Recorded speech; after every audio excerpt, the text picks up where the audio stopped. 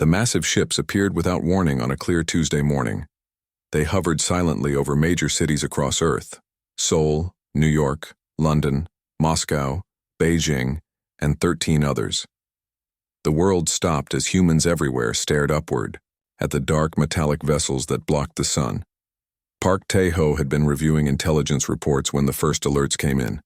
As commander of South Korea's Defense Intelligence Agency, he had trained for many scenarios, but not this one. Nobody had. "Sir, we're detecting energy fields surrounding the vessels," said Kim Ji-won as she rushed into his office.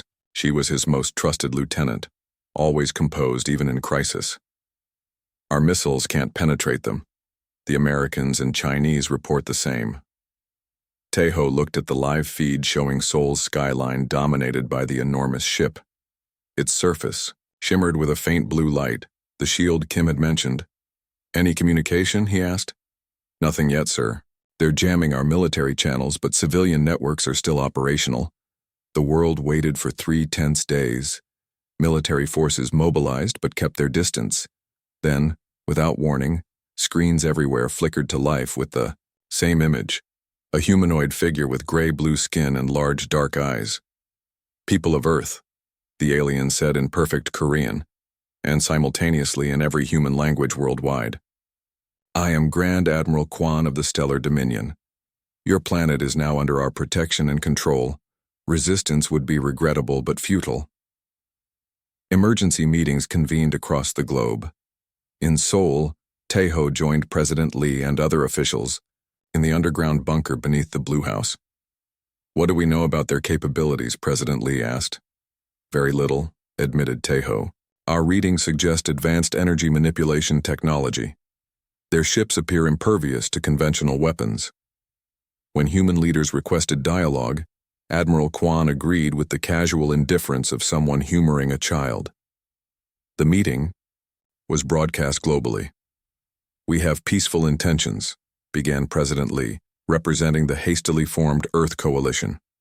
"There's no need for conflict." "Conflict?"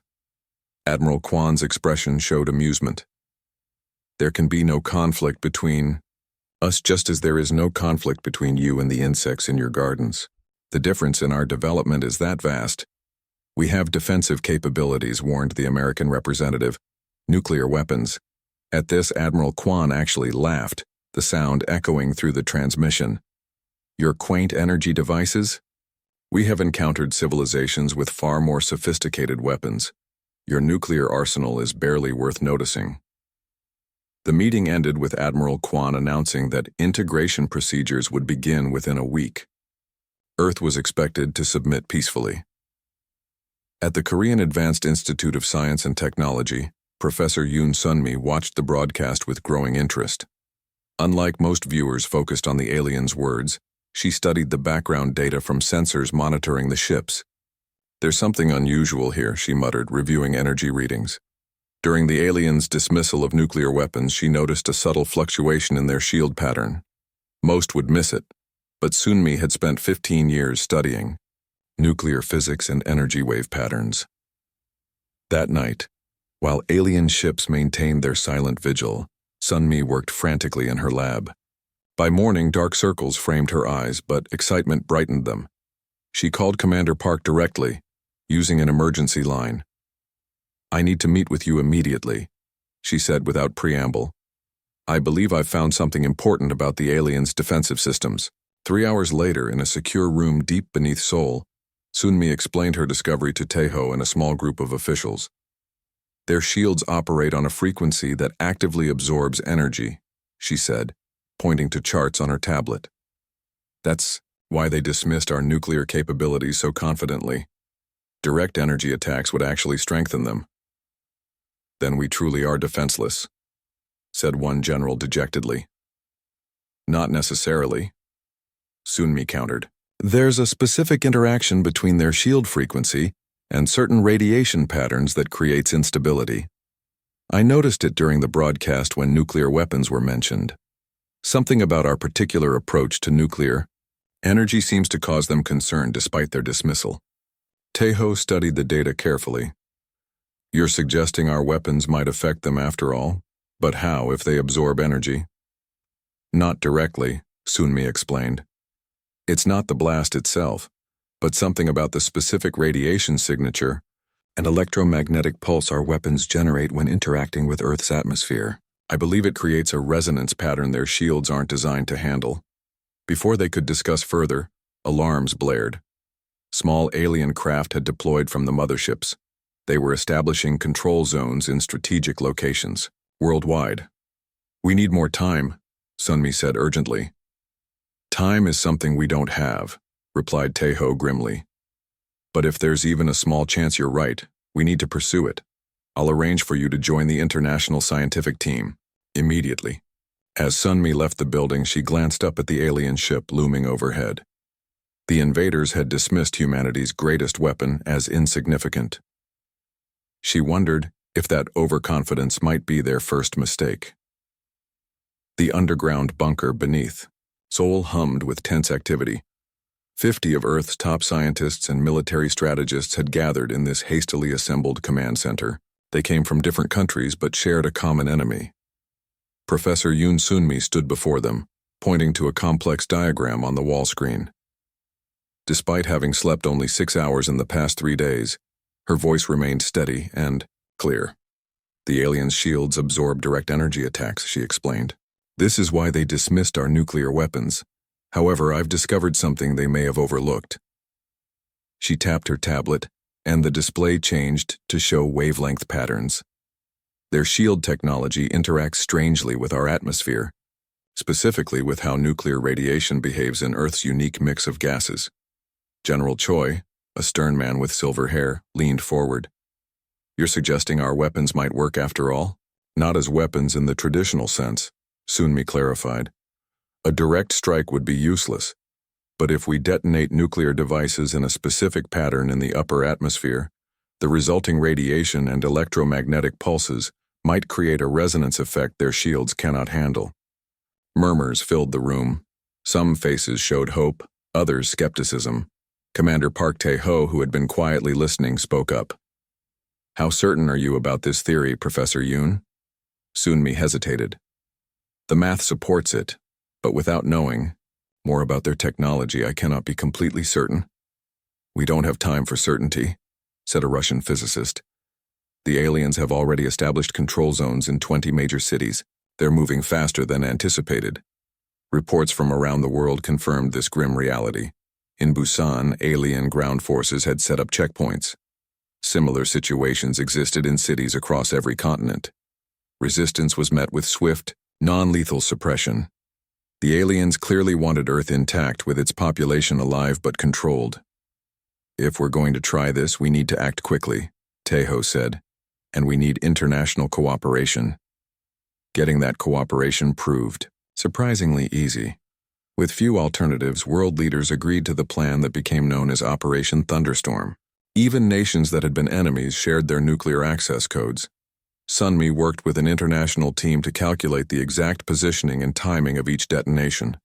The plan called for 18 nuclear devices to be detonated at specific points in the upper atmosphere, creating an overlapping pattern of radiation and electromagnetic disturbance.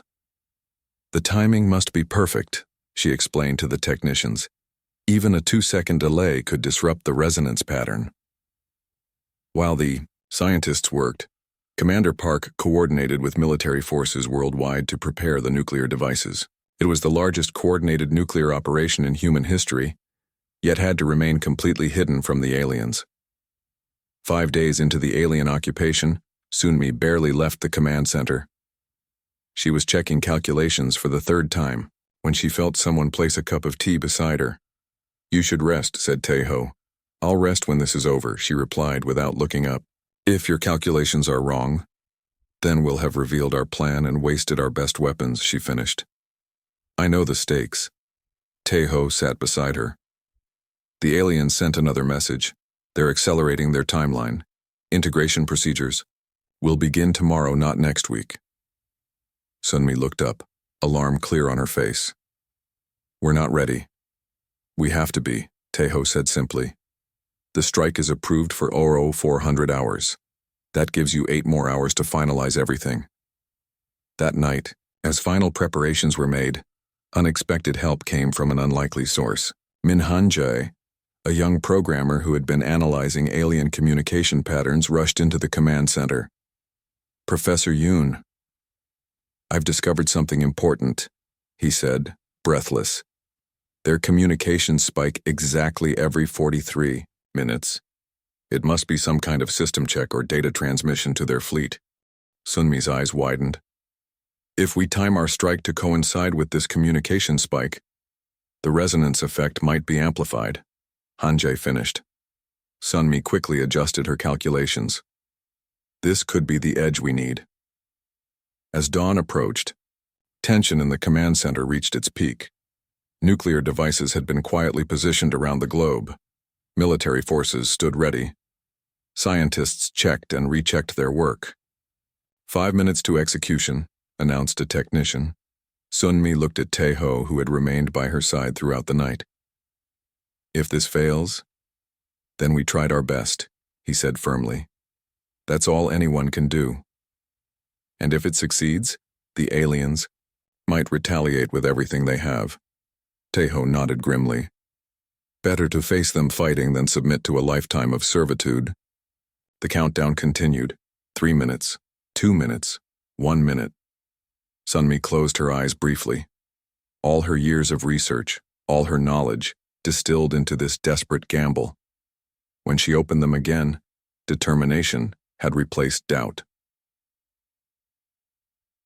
30 seconds, called the technician. Across the globe, fingers hovered over launch buttons. The fate of humanity rested on Sunmi's theory about alien shield technology and how it might interact with Earth's atmospheric nuclear fallout. 10 seconds. The room fell silent. 5, 4, 3, 2, 1 in execute. The command center fell silent as 18 nuclear devices detonated simultaneously in Earth's upper atmosphere. There was no sound, no flash of light underground, but everyone knew what was happening above them. On the main screen, a digital map showed the precise locations of each detonation, forming a complex pattern that spanned the globe. Sunmi watched intently, her hands gripping the edge of the console. This wasn't a conventional attack. They weren't trying to destroy the alien ships directly. That would have been futile.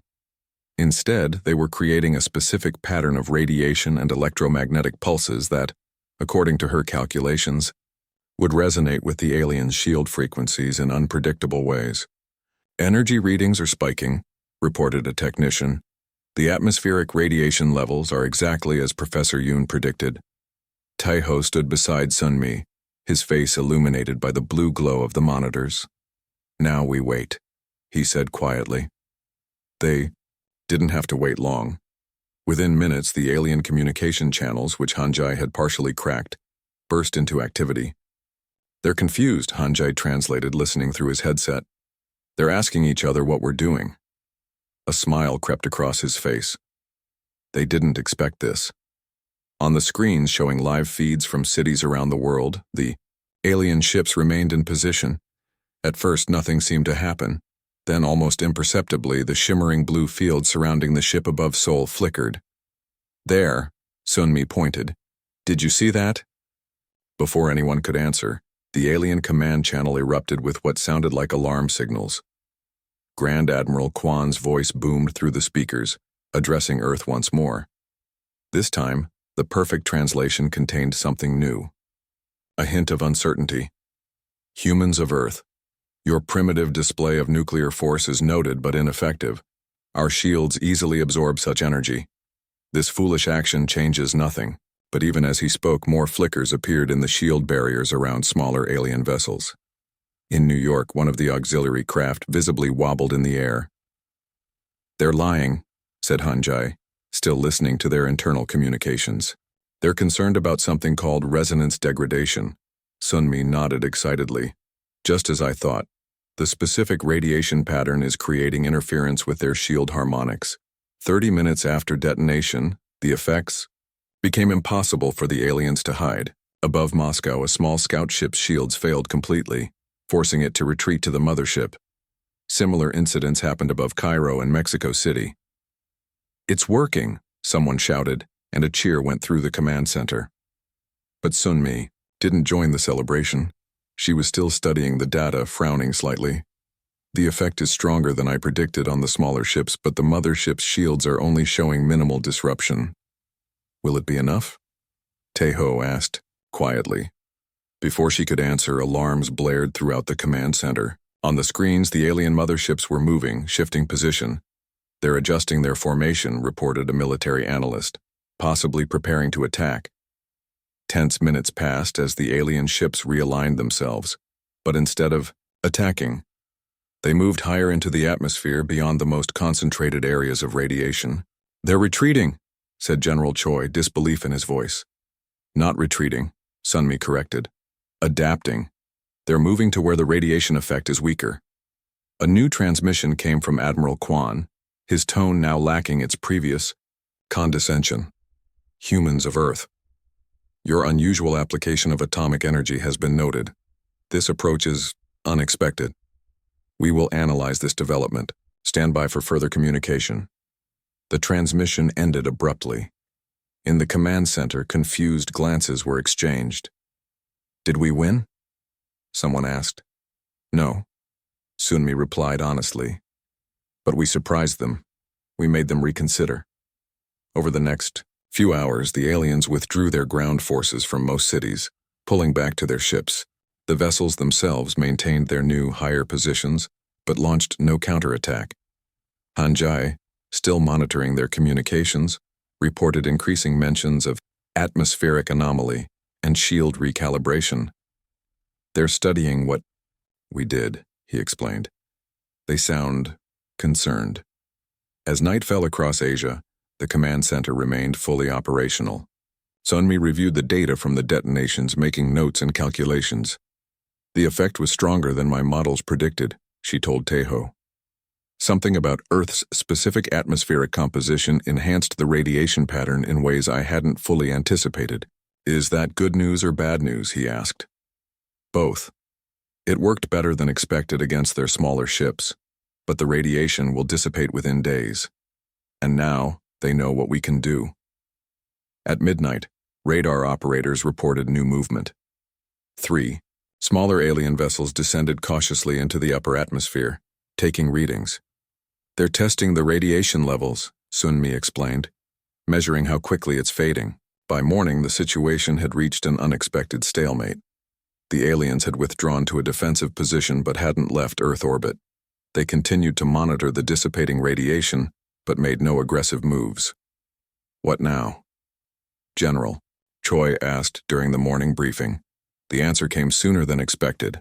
At precisely 0900 hours, a new transmission arrived, not a broadcast to all humans, but a direct message to the command center. To Earth's defense leaders, it began. The Stellar Dominion requests scientific dialogue regarding your planet's unique atomic properties. We propose a neutral meeting. Sunmi and Teho exchanged surprised glances. The aliens weren't retreating. They wanted to talk. 3 days after Operation Thunderstorm, Sunmi found herself in a hastily constructed meeting facility on a small island in the Pacific Ocean. The location had been chosen as neutral ground far from population centers. Glass walls provided a clear view of the ocean on one side and the cloudy sky on the other. In that sky, an alien shuttle hovered silently, having delivered its passengers minutes earlier. Across the table sat 2 aliens. The smaller one had introduced himself as Diplomat Han, apparently adopting a human name for easier communication. Beside him sat a silent figure whose elaborate uniform suggested higher rank. Sunmi was not alone either. Commander Park Tae-ho sat to her left, while General Choi and representatives from 5 other nations completed the human delegation. Armed guards stood discreetly along the walls, a symbolic gesture at best against beings with such advanced technology. We appreciate this opportunity for dialogue, began the alien called Han. His voice had a musical quality, though his mouth movements didn't quite match the Korean words somehow being transmitted directly to their ears. Recent events have prompted a reassessment of our approach to Earth. Sunmi noticed that despite their humanoid appearance, the alien's skin had a bluish tint that seemed to pulse slightly with each breath. Their eyes, large, dark and without pupils, revealed nothing of their thoughts. We have questions about your use of nuclear energy, Han continued. Specifically, the radiation pattern you created 3 days ago. Sunmi glanced at Tai Ho, who nodded slightly. They had discussed this moment extensively. Honesty seemed the best approach, but revealing too much could be dangerous. The detonation pattern was designed to create a specific resonance effect, she explained. We observed that your shield technology reacted unusually to certain radiation signatures. The silent alien whispered something to Han, who tilted his head in acknowledgement before responding. In 300 years of expansion, the stellar dominion has encountered 47 species that developed nuclear technology. None used it, as you have. This admission surprised Sunmi. You've met other civilizations with nuclear weapons? Of course, Han replied. It is a common developmental stage. Most species either destroy themselves with such weapons or abandon them as primitive once they discover cleaner energy sources. The human representatives exchanged glances. This casual confirmation of intelligent life throughout the galaxy would have been shocking news a week ago. Now it seemed almost secondary to their current crisis. What makes Earth's approach different? Asked Taeho. For the first time, the senior alien spoke. His voice was deeper, with an authority that commanded attention.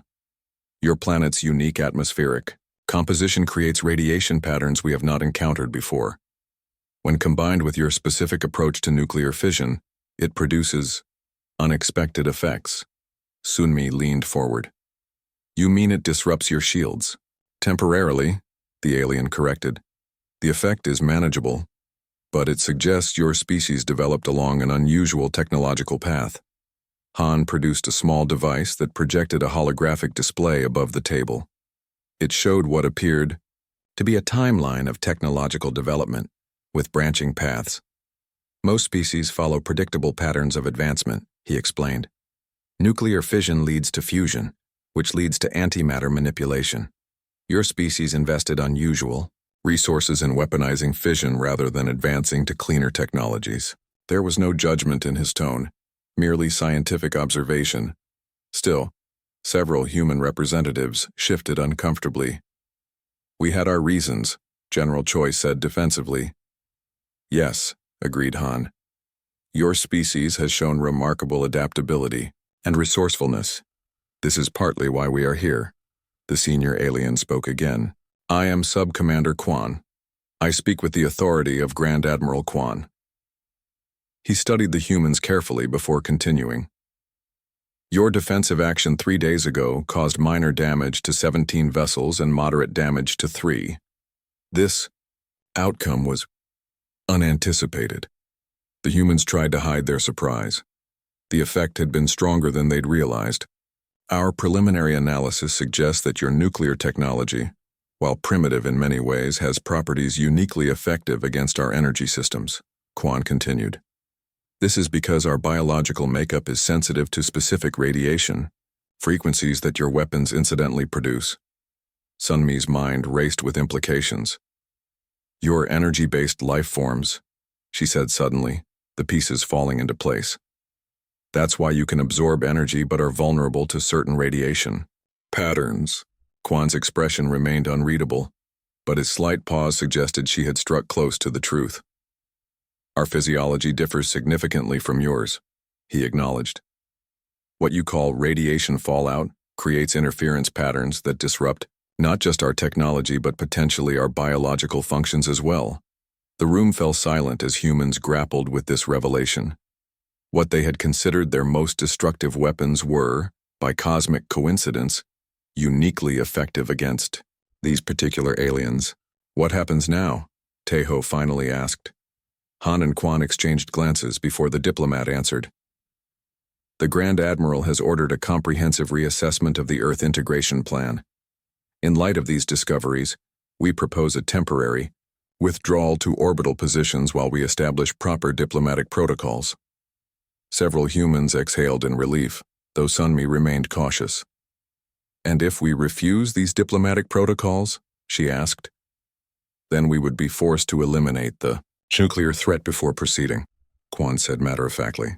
But such action would damage the very resources we came to study. We prefer cooperation. As the meeting concluded, Sunmi realized they had gained valuable time and knowledge.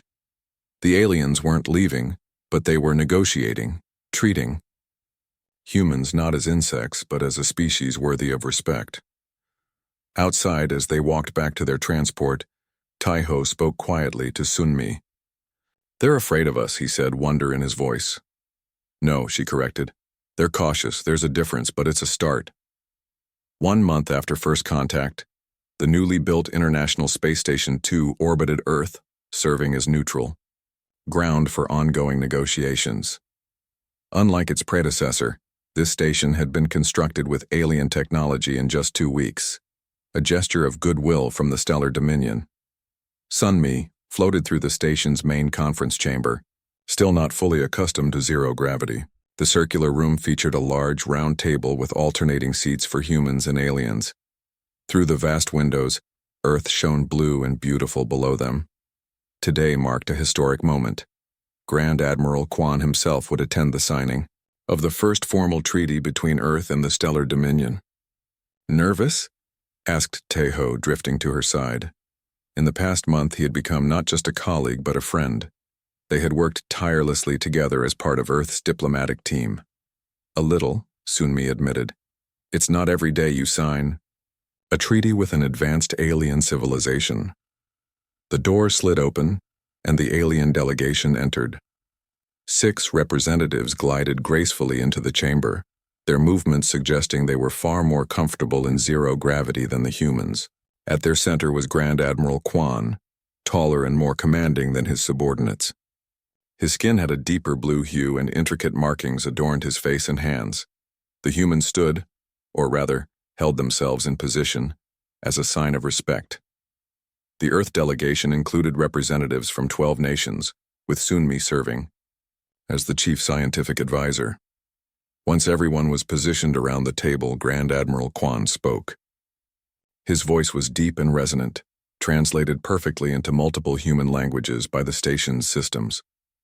3 cycles ago, the Stellar Dominion arrived at your world with the intention of peaceful integration into our collective, he began.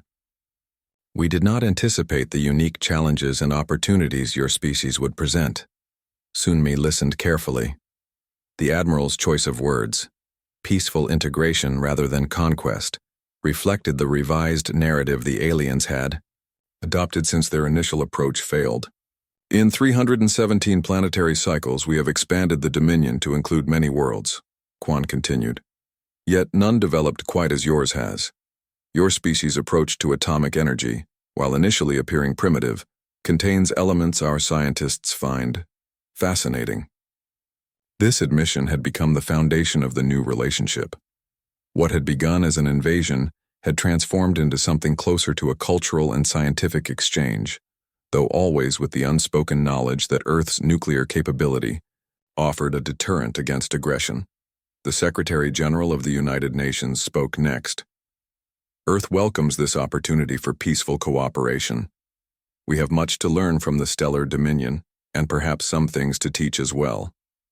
The formal treaty was simple in concept, but complex in details. Earth would remain sovereign with no alien military presence on the surface. In exchange, humans would share their unique nuclear research while receiving advanced technologies in medicine, agriculture, and clean energy. A cultural exchange program would begin immediately, with selected human scientists invited to visit Dominion worlds. As Sunmi listened to the diplomatic formalities, her mind drifted to the strange journey that had brought them here. Just 1 month ago, humanity had been facing subjugation. Now they were signing a treaty as equals, all because their primitive weapons had proven unexpectedly effective against advanced alien shields. After the documents were signed and the formal holograms recorded for historical archives, the gathering became more relaxed. Sunmi found herself approached by diplomat Han. Professor Yoon, he greeted her. Your insights regarding radiation patterns have greatly impressed our scientific community. Thank you, she replied. I've been equally impressed by your faster-than-light travel technology. Han made a gesture that she had learned was the equivalent of a smile. The Admiral has a request, he said, lowering his voice slightly. He would like you to lead the first human delegation to visit our homeworld. Sunmi blinked in surprise. Me? Why not someone with diplomatic training? You understand both our technology and your own in ways few others do, and you have demonstrated remarkable intuition.